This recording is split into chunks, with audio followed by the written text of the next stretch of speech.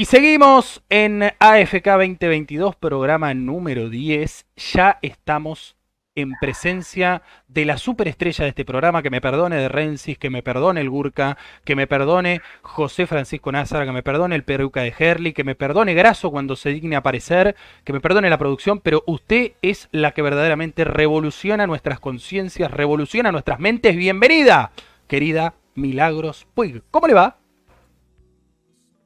Muchas gracias. Buenas tardes, Rodri, José, audiencia. Bien, por suerte, bien. La verdad no me puedo quejar. Me está tratando mucho mejor que a mucha gente la vida. Así que no me puedo quejar en ese sentido. Leímos su comentario en la transmisión de YouTube. No sé si quiere fundamentar, si quiere decir algo más o si prefiere dejarlo para después de nuestro maestro Pichón Rivière. Lo hago cortito y ya nos metemos en tema porque nos habíamos quedado en 1938. Dale. Básicamente, y todavía nos faltan un montón de años por recorrer. Pero en realidad yo creo que el problema no se va a resolver en tanto y en cuanto no empecemos a pensar en otra forma de reproducir nuestra vida desde lo económico. O sea, no hay, o sea, es como falta conciencia con respecto a cuánto influye la relación económica, nuestra relación laboral, la forma en la que se produce, ¿no? En el mundo entero, en función de cómo vivimos y nuestra calidad de vida. Y la cuestión es que no faltan alimentos. Lo que falta es una redistribución real de esos alimentos. Entonces, mientras sigamos utilizando la misma receta económica, no vamos a poder cambiar la situación, porque es más importante la ganancia de los empresarios, básicamente, que el hambre de la gente. Y si alguien llega a intentar u osar robarse algo para comer, ahí está el aparato represor del Estado defendiendo a esa empresa privada. Tampoco estoy haciendo apología del delito, ojo, pero básicamente es como que la prioridad está siempre puesta en la ganancia de los que más tienen y no en la necesidad de los que menos tienen.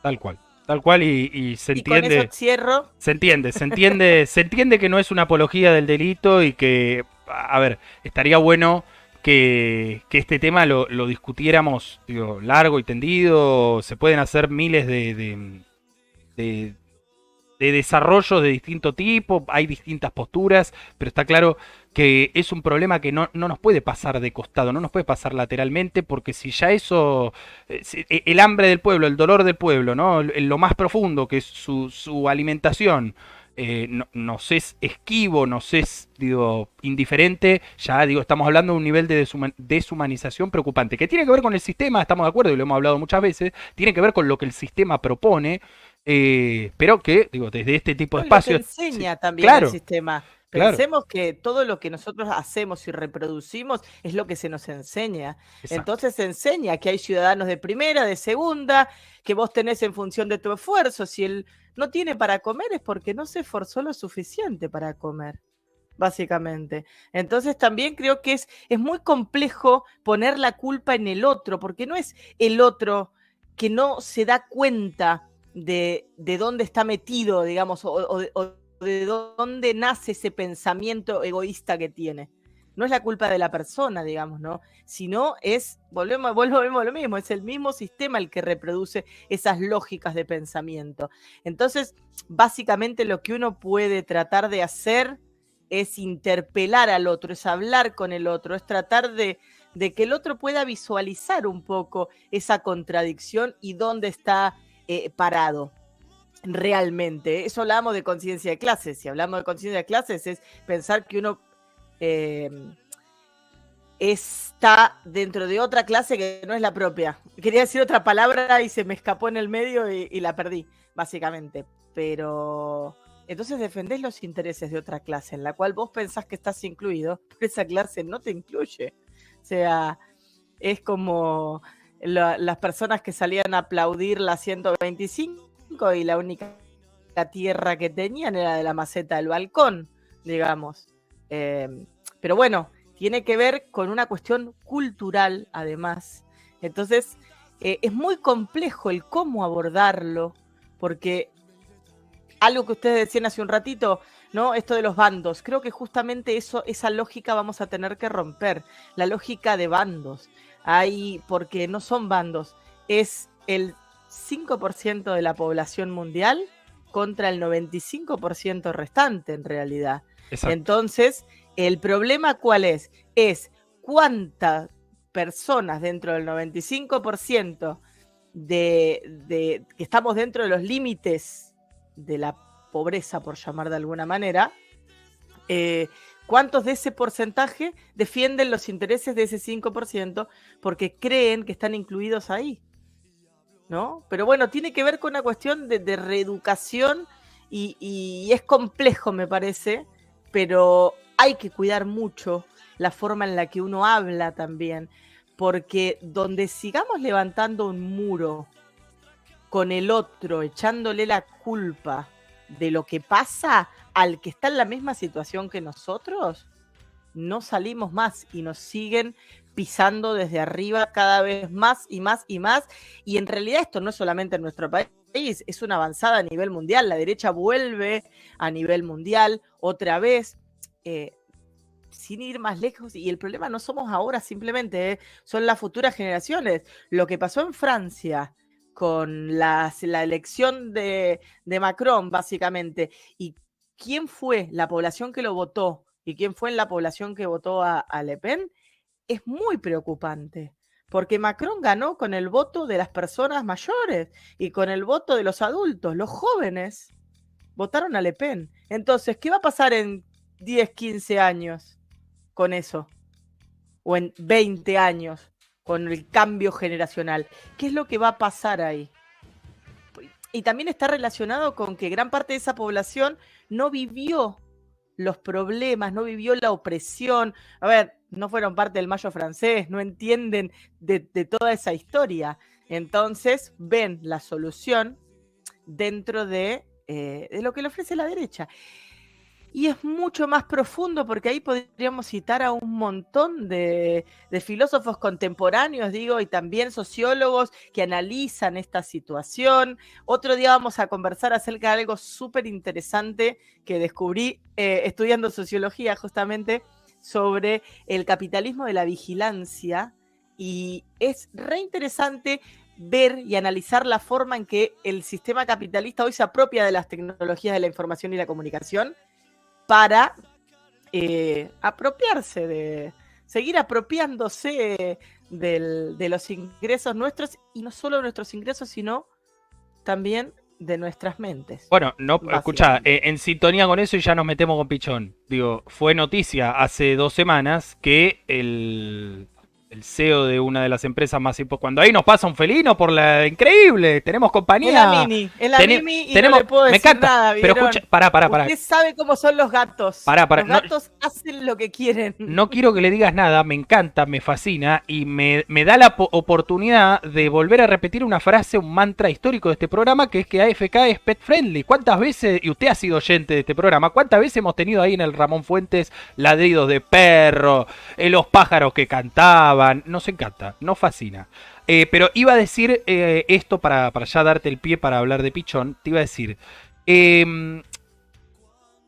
nosotros, cuando planteamos este tipo de cuestiones vinculadas ya no tanto a la psicología social, digo, se pueden leer con ese parámetro, con ese paradigma, pero que tienen que ver también con la sociología, con la ciencia política, con la economía en general, digo, tomamos parte de una determinada posición, no somos la verdad revelada, no decimos que tenemos la verdad revelada y tratamos de justamente construir, tratar de acercarnos a una posición cercana a la verdad, digamos, sumando todas las partes y sumando todas nuestras realidades. Me parece que eso es lo que debe quedar también claro a veces cuando uno habla. Independientemente de que algunos lo hagamos más vehementemente que otros, que gritemos un poco más, que gritemos un poco menos, pero me parece que está bueno decir igual, eso y usted ya. Recuerde siempre que el que se enoja pierde. Seguro. En una discusión, el que se enoja, el que pierde los estribos, el que insulta,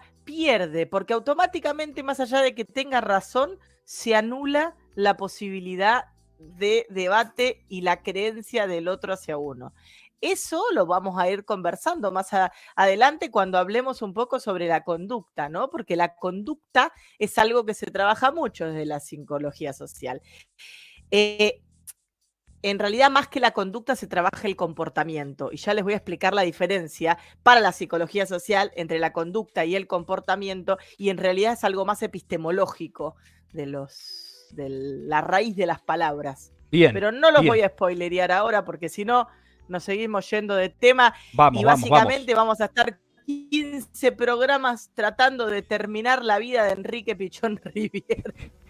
Porque nos quedamos en 1938, cuando fundó en el Hospicio de las Mercedes este primer grupo terapéutico especializado en enfermos mentales adolescentes, Bien. que fue algo súper pionero para su época. Y tenía que ver con esta mirada integral e integradora que tenía Pichón. Recordemos también que dentro de las bases de la psicología social, además de determinados autores psicoanalistas, digamos, o del rubro del psicoanálisis y de la psicología que trabajaba Pichón, como Melanie Klein, como Freud, como Lacan, digo, también hay un montón de sociólogos como Durkheim, Durkheim, ahí me fui. Quise decir como Pierre Bourdieu, Claro. y bueno, mucho de la psicología social tiene que ver con lo colectivo, ¿no? No tan amplio como la sociología, pero sí con lo colectivo, con lo más comunitario, ¿no? Entonces, por eso es tan importante en realidad la sociología como base para la psicología social. Y también lo es la psicología tradicional, digamos, o el psicoanálisis, la psicología individual, porque toma ambas cosas para poder entender y para poder mejorar el trabajo que se da dentro de un grupo, por decirlo de alguna Tal manera. cual. Y Tal cual, tal dentro de cual. un grupo, una comunidad también se entiende como un grupo. Entonces, desde esa perspectiva, digo, es súper importante entender cuáles eran los motores de la psicología social y de Pichón Riviere. Y en realidad yo quería ir, y se me estaba yendo de tema, que hay una gran parte que tiene que ver con aprendizaje, con comunicación, con los vínculos, que Pichón usa a Marx, usa el marxismo como base para pensar un montón de cuestiones, ¿no? Y sobre todo el vínculo que se da en las relaciones de producción y cómo ese vínculo afecta al desarrollo, digamos, después de las personas y cómo las condiciona y cómo condiciona el devenir del grupo en general, Totalmente. ¿no? Por eso es tan importante tener esas cosas en cuenta. Pero bueno, entonces, y los jóvenes son los más incomprendidos en realidad, porque también tienen una cuestión de inocencia de pensamiento a veces, o un pensamiento más básico, básico de una buena manera, digamos, sin tanto prejuicio como tiene el adulto. Y Claro. todavía tienen la creencia, además, de que es posible construir un mundo mejor. A medida que uno empieza a envejecer, se va frustrando, va perdiendo el sueño de construir un mundo mejor. Afortunadamente, no todos. Digo, si no, tenemos un gran ejemplo a José aquí, que sigue creyendo que podemos cambiar la realidad, como otro montón de personas también lo creen, pero digamos, hay un enorme sector de la población que simplemente está resignado a cumplir con las tareas que tiene que cumplir y a sentarse a esperar a ver cuándo le toca morirse. Tal cual. Punto. Tal cual. Entonces, por eso trabajar con jóvenes es tan importante en realidad, y era tan importante en esa época porque les daba una base diferente para la adultez, para poder justamente ser parte de la sociedad, pero no ser esclavo de la sociedad, ¿no? Que es una enorme diferencia. Ser parte de algo a conciencia, sabiendo cómo funciona, cómo te condiciona, cómo te domina, ¿no? A simplemente dejarte llevar y tener que ir siguiendo el mandato social, el status quo, el deber ser, que básicamente eso es lo que Pichón creía que enfermaba tanto, ¿no? Porque las enfermedades mentales, Pichón creía, por eso la definición de salud, él considera que gran parte del problema de la salud, de las enfermedades y las enfermedades mentales estaba relacionada con problemas, con cuestiones vinculares y de aprendizaje, ¿no? Y de formas de relacionarse. Entonces, esa es la importancia de estos grupos que él creaba y le daba tanto hincapié, que lamentablemente luego fueron desarmados y desarticulados, porque obviamente nadie quiere personas que sean conscientes, solo necesitan ovejitas. Pero bueno, ¿En qué época, entonces, ¿en qué época es desarticulado mira, ese sistema? 1938. O sea, todavía la mujer ni votaba Sí, en sí, esa época. década infame en la Argentina. Sí, Bien, exactamente, la bien. década infame. Que, ojo, todos esos contextos no son menores y en un ratito vamos a saber algo con respecto a Pichón que tiene que ver justamente con eso, con la década infame. Bien. Bueno, en 1940, Pichón conoce justamente en el Borda, que en esa época era el Hospicio de las Mercedes, a Edmundo Montagne, que era un poeta uruguayo, muy, muy fanático, por decir de alguna forma, pero no sé si la palabra es fanático, eso es muy moderno. Es decir, era súper fan de Isidoro Duquesne, que le llamaban el conde de Lutremont, que se lo cree uno de los padres del surrealismo, al conde de Lutremont, contemporáneo del 1800, falleció en 1870, pero bueno, básicamente cuando Pichón conoce a Edmundo, conoce la vida y obra, o sea, conoce a Isidoro, al conde de Lutremont por Edmundo, y empieza a investigar un poco su obra, su vida, publica varios artículos en distintos periódicos, en La Nación inclusive, con respecto a la investigación que hace sobre el conde de Lutremont, porque básicamente primero empieza a investigar la vida de él, luego hace un análisis de las obras que publicaba el autor, porque aparte era un autor bastante peculiar, un actor muy oscuro para la época, que se decía que rendía un homenaje de culto al mal. O sea, había toda como una cuestión muy, muy prejuiciosa sobre el conde de Lutremont. Y también analizaba justamente la situación histórico-política en la que vivía este autor, ¿no? Que concluyó luego con los desenlaces de su vida, y que a su vez también él considera que algo de eso tuvo que ver con el suicidio de Edmundo en el Hospicio de las Mercedes, justamente. Después que lo conoció a Pichón, al tiempo se suicidó. Entonces, eso para Pichón fue como muy, muy fuerte, y empezó a descubrir y tratar de investigar otras cosas y de asociar. Sobre todo, lo que Pichón hacía era un gran asociador. Él asociaba, incluso entendía esta cuestión de la transversalidad y de lo interdisciplinario y de lo transdisciplinario, digamos, ¿no? Y cómo estamos afectados por tantas variables. Bueno, siguiendo con eso, después, más adelante, en realidad hay un libro súper interesante para leerlo, que es el Psicoanálisis del Conde de Lutremont, que en realidad, a ver, son escritos de Pichón, pero lo publica su hijo. En 1992, Marcelo Pichón Rivière, hijo de Enrique, Claro. publica el libro con los artículos publicados básicamente por su padre en Una recopilación los distintos póstuma. diarios desde 1942 básicamente hasta que falleció en 1970.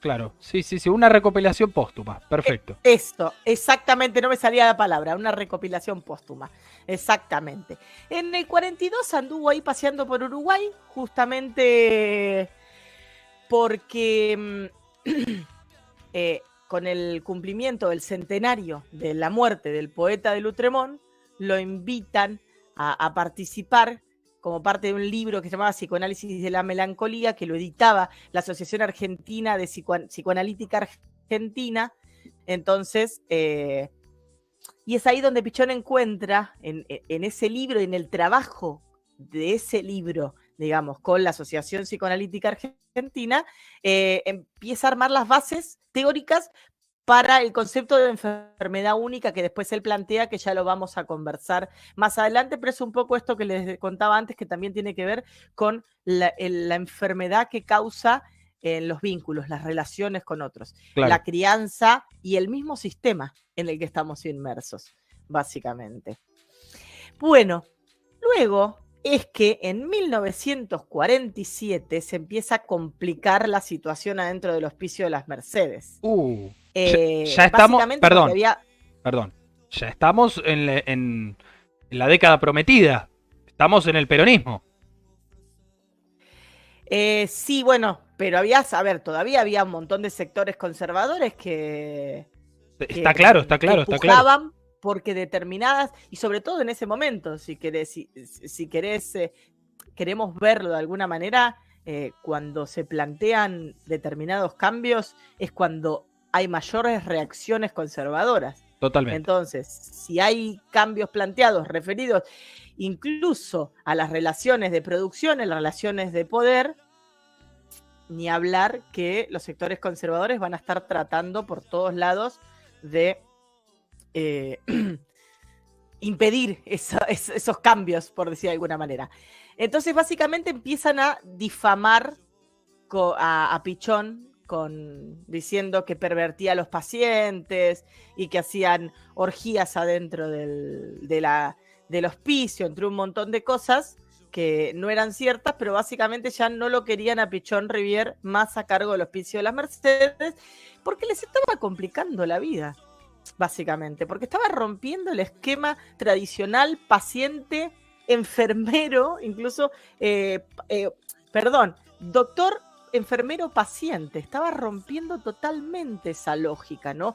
Y esa lógica de poder y de dominación entre uno y otro, ¿no? Estaba creando una comunidad mucho más horizontal de trabajo, que venía dando sus frutos, pero a las cuales el sector más conservador dentro del hospital estaba totalmente en desacuerdo. Entonces, Hortensio Quijano le recomienda a Pichón, porque eran amigos, y le dice, mirá, yo te recomiendo que renuncies antes de que te exoneren. Así que básicamente Pichón renuncia al Hospicio de las Mercedes con muchísimo pesar, pero sin mucha opción, básicamente. Ahora, pará, antes de que te exoneren, no sé si es el término correcto, antes de que te apresen. Exonerar es liberar, por eso digo. Sí, puede ser, que tal vez utilicé mal la palabra. Sí, es correcto.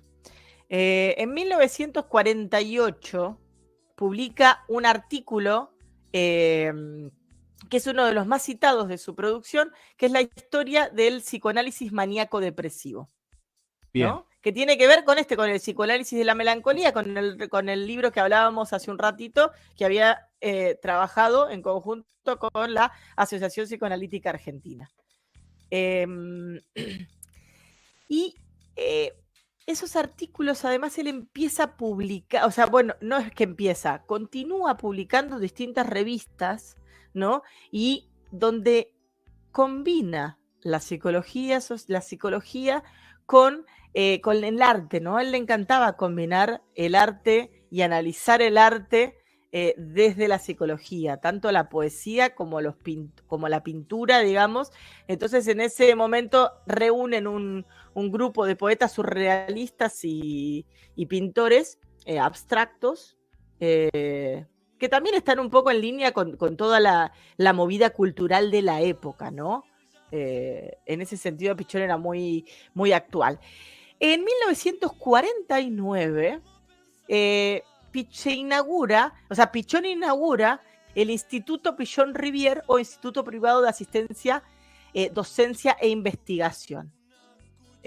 ubicado en la calle Copérnico en la ciudad de Buenos Aires. No tengo la más pálida idea de dónde queda la calle Copérnico en la ciudad de Buenos Aires. Capaz José sabe. José, ¿vos sabés? Y ahí se nos fue José. Se nos fue José. Pero No, sí, debe haber querido. Sí. Ahí, sí. Sí, Copérnico está en la subida que está en Las Heras y Pueyrredón, Claro. ese edificio donde hay una de esas subidas de Copérnico. Qué fenómeno. Muy bien, bueno. En esa zona Pichón funda su primera escuela, o el primer instituto, digamos, en 1949. Ya para el 50 es nombrado presidente de la Sociedad de Psicología Médica, Psicoanálisis y Medicina Psicosomática, filial de la Asociación Médica Argentina. O sea, en realidad estas cosas son importantes porque básicamente quiere decir que Pichón era un médico muy reconocido, digamos. Eso. Recordemos que era médico psiquiatra también. Pichón. Claro. No solo psicólogo, digamos. Tenía una formación en medicina real, básicamente.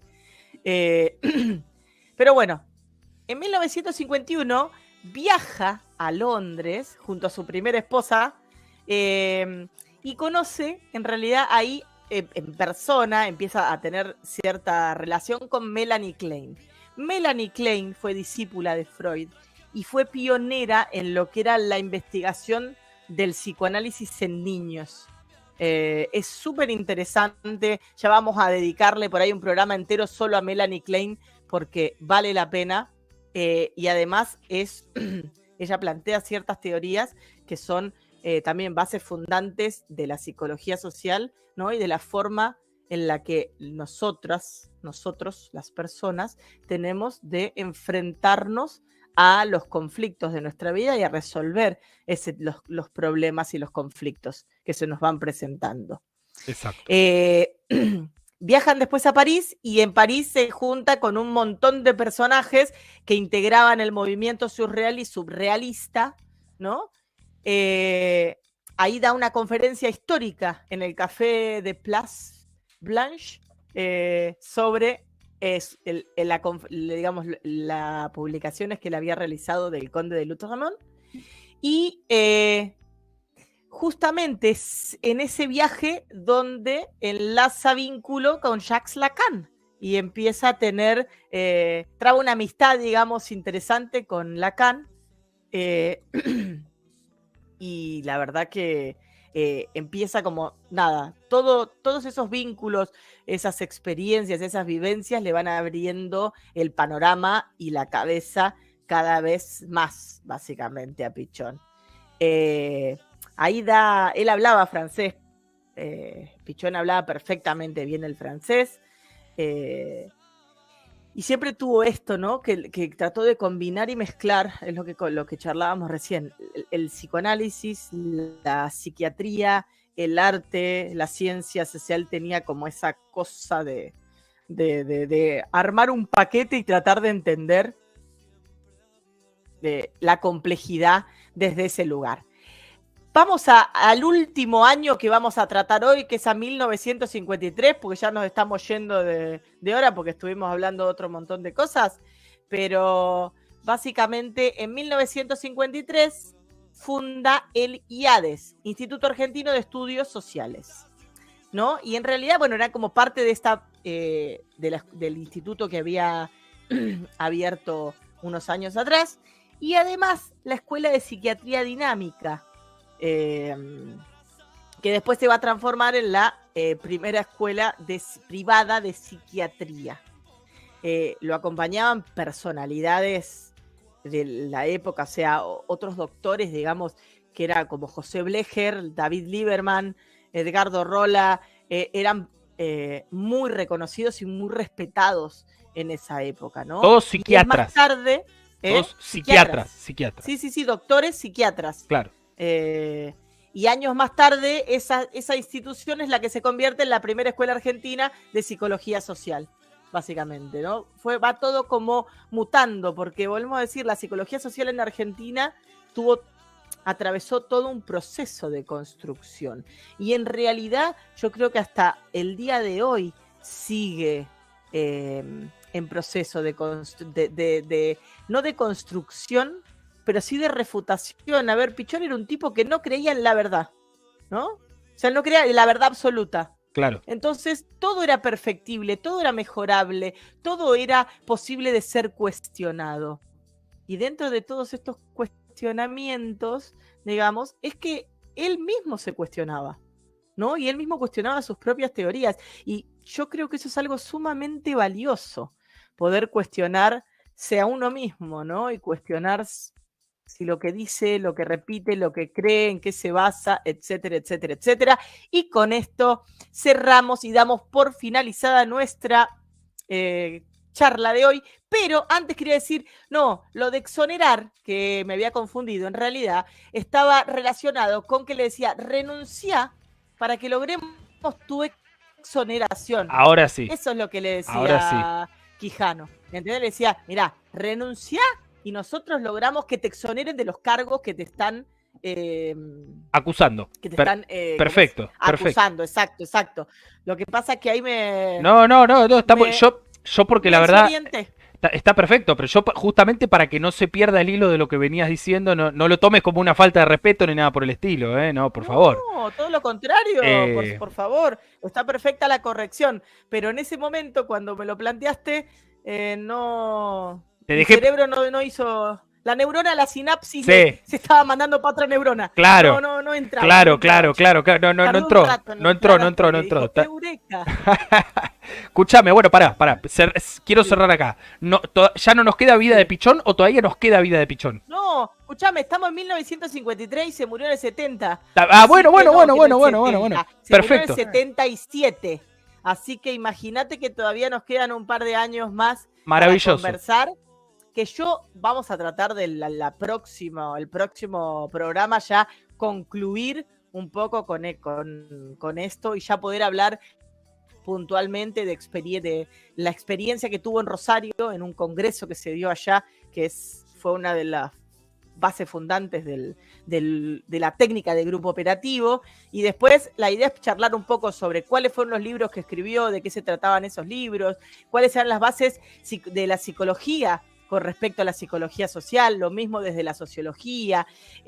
Tenemos para conversar el vínculo entre Pichón y Paulo Freire sobre el aprendizaje. Hay un libro incluso de ellos dos. O sea, tenemos para conversar el libro justamente con Vicente Lito Sema. No, hay un millón de cosas. Estos temas que les tiré fueron los que tengo más o menos previsto para que sigamos conversando. Maravilloso. Igualmente recordemos que estamos abiertos a que la gente nos traiga su problemática y sus experiencias, a ver si los podemos ayudar en algo, ¿no? Desde la psicología social, pensando a ver cómo podemos ayudar a resolver esos conflictos que se dan en los grupos o el mejorar el desempeño de un grupo. Así que eso también está abierto para las consultas. Perfecto, Mili. La verdad, agrego un comentario que acaba de dejar hace un ratito la gran Marisol, fanática de esta columna. Creo que Marisol tiene 2 columnas preferidas. El Peruca de Herli, que siempre lo levanta, y Marisol. Hola, compas, buen programa, los dedos en B y un corazón de color violeta. Milagros Puig hizo la 5ª columna de Psicología Social de AFK 2022 y por suerte me fascina saber que queda mucho más. Nos encanta, Mili, nos encanta que estés aquí, nos encanta cómo llevas la columna y si fuera por nosotros, no sé, José, no quiero hablar en representación de José, en todo caso que él lo diga por motu propia. Pero yo digo, haría muchas más columnas de Pichón, no tengo problema, no tengo apuro. Totalmente. La vamos a ir haciendo. Seguiremos entonces una vez cada 15 días viéndonos. Dale, un beso grande, gracias. Gracias, chicos, por todos, éxitos para lo que sigue. Gracias a vos. Adiós. Era la grandísima María de los Milagros Puig.